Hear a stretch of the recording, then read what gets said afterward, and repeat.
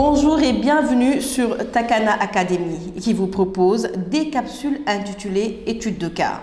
Études de cas, ce sont les différentes questions posées par nos élèves sur nos plateformes.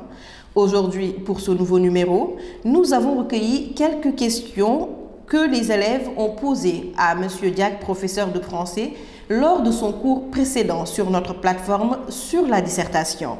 Bonjour M. Diack. Bonjour Mme Deifato. Nous avons recueilli aujourd'hui pour vous 5 questions posées par les élèves de différents pays qui sont inscrits sur notre plateforme. Et aujourd'hui, pour démarrer, Awa, je suis en terminale L au Sénégal. Mon problème est que je n'arrive pas à bien analyser un sujet de dissertation. Comment identifier exactement ce qu'on attend de moi? Deux problèmes.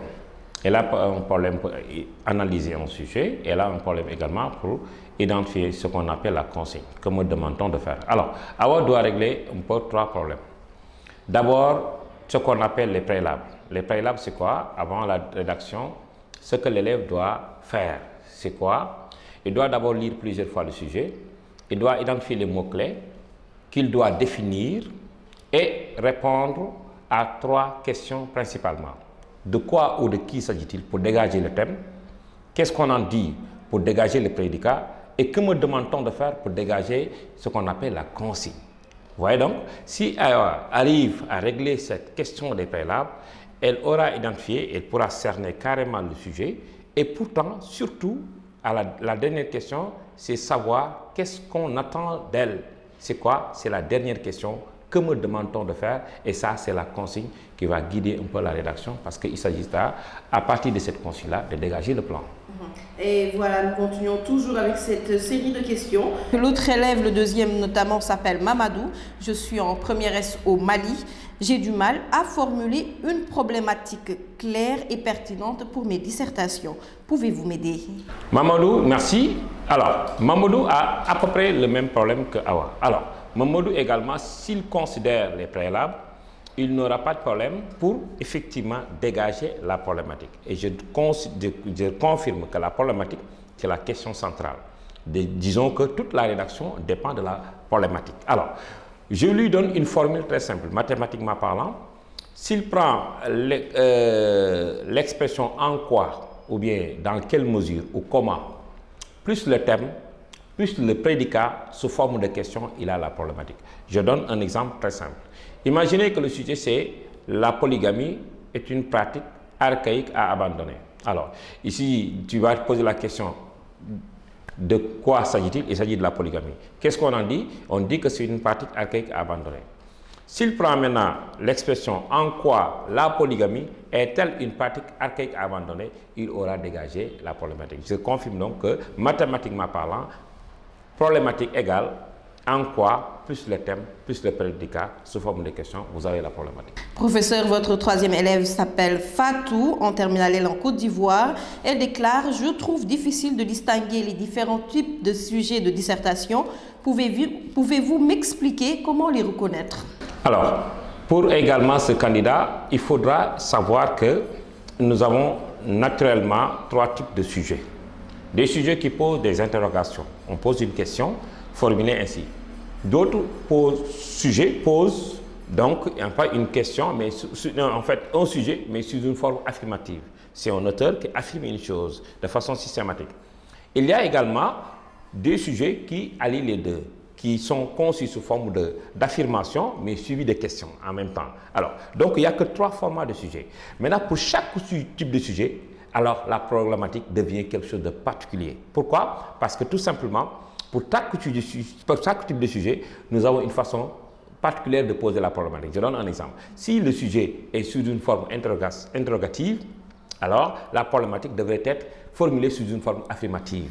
Si le sujet est sous une forme affirmative, la problématique, dans ce cas, effectivement, et c'est la plupart du cas, doit être reformulé sous une forme interrogative. Donc, pour dire qu'effectivement, connaître les différents types de sujets est nécessaire, effectivement, pour dégager la problématique. Et effectivement, voilà les 3 orientations de types de sujets que nous avons. Et la 4e question tourne également autour de la dissertation. L'élève Ousmane, en première L au Burkina Faso, déclare « Mon problème est que je ne sais pas comment organiser mon plan. Dois-je toujours faire un plan dialectique ?» Alors, il a un problème pour donc identifier les types de plans. Nous allons rappeler effectivement, Ousmane, qu'il y a 3 types de plans.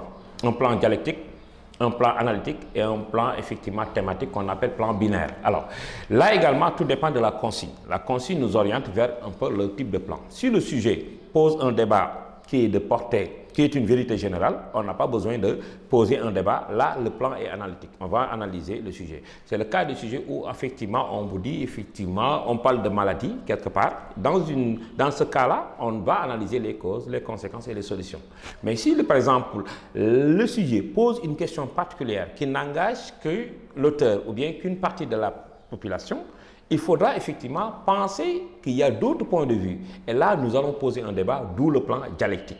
Il y a également effectivement un plan thématique ou binaire où il s'agit, comme dans le plan analytique, de montrer, donc de suivre le canevas en essayant donc de rappeler. On peut avoir une approche historique et une approche également évolutive et l'actualité effectivement d'un tel phénomène. Et de ce point de vue, nous avons un peu le plan binaire, ou bien le plan où on fait un bilan, ou bien le plan thématique, parce que ça porte un peu sur une thématique bien déterminée. Voilà, professeur, nous arrivons au terme de la dernière question. Aminata, en terminale S au Cameroun, j'ai des difficultés à rédiger mon introduction. Quels sont les éléments essentiels à y inclure? Aminata considérait qu'une introduction, naturellement, comporte 6 étapes. Il s'agit de faire l'amorce, qu'on appelle communément poser le sujet. Après l'amorce, vous faites une restitution du sujet, qu'on appelle effectivement poser le sujet. Alors, je reprends à ce niveau-là. Il s'agit de l'amorce, c'est-à-dire amener le sujet. Il s'agit également de la restitution qu'on appelle communément poser le sujet. Il s'agit également, après d'avoir fait donc, la restitution du sujet, de faire une reformulation. La reformulation donc, est la 3e étape. Après la reformulation, vous dégagez la problématique. Après la problématique, vous dégagez le paradoxe. Effectivement, et vous terminez par annoncer le plan. Donc, considérez, Aminata, qu'il y a 6 étapes à considérer. Et si vous suivez donc nos plateformes, nous avons expliqué comment effectivement annoncer ces différentes étapes qui sont au nombre de 6. Si vous réussissez effectivement à les annoncer dans votre introduction, vous aurez effectivement respecté ce qu'on appelle les différentes étapes d'une introduction de dissertation littéraire. Il faut préciser à ce niveau qu'il s'agit ici de dissertation littéraire. Effectivement, d'autres disciplines comme la philosophie, effectivement, ou l'histoire et la géographie pourraient effectivement vous permettre de respecter d'autres critères. Mais pour la dissertation littéraire, alors, Aminata, considérez effectivement ces 6 étapes. Et sur nos plateformes, vous avez effectivement des exemples assez éloquents qui pourront permettre de réussir cette étape. Merci, Monsieur Diack. C'était là juste quelques questions qu'on avait sélectionnées sur notre plateforme pour les élèves. Merci également à vous, nos élèves de la plateforme Takana Academy. Nous vous donnons rendez-vous très prochainement pour un nouveau numéro de Études de cas.